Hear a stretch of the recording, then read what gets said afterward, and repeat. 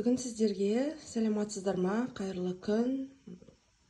Менің YouTube каналымның құрметті оқырмандары, сіздермен бірге бүгін осылай күнде қуырып, майға қуырып жегенше жұмыртқаны осылай таңғы асқа осындай қуырмай өте дәмді қылып жеуге, өзгешелеп жеуге осындай көрсетпекшімін сіздерге.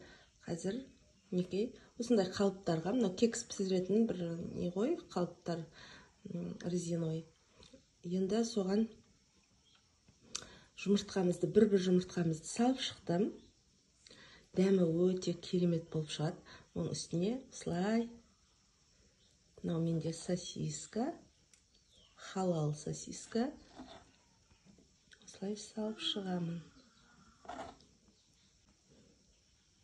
Осылай салып шығамыз. Өте дәмді болып шығады ғой енді.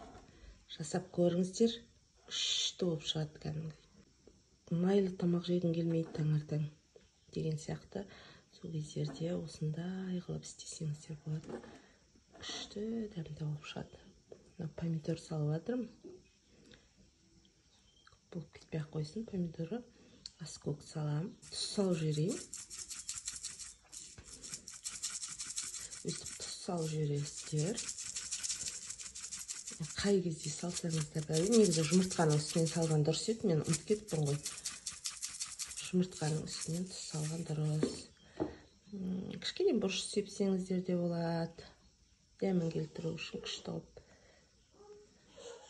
Сөйтіп, осылай аскөгімізді саламыз үстіне.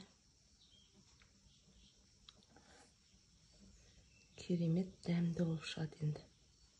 Жасап көріңіздер.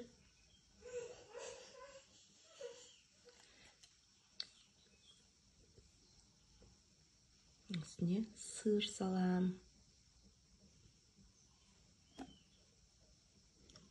Дәл осылай жасап көріңіздер. Дәмді, күшті болады енді.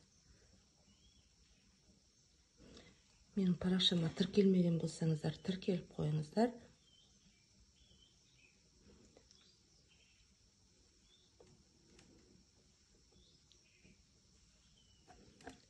Неке, осылай 180 градуста қазір духовкаде пісіретін боламыз. Духовкаге где-то 20 минутта қойып шығайық. 20 минут қоямыз да аламыз, дайын болады. Неке, назарларыңызға рахмет. Каналға тіркеліп, лайк басуды ұмытпайық.